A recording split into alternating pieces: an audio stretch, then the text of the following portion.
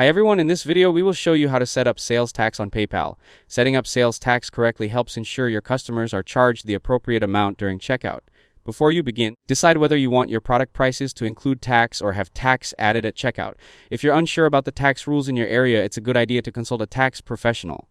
Now let's get started. First, sign into your PayPal point of sale account. Now go to Products, then select Product Library. After that, click Add New Product or open an existing product you want to edit.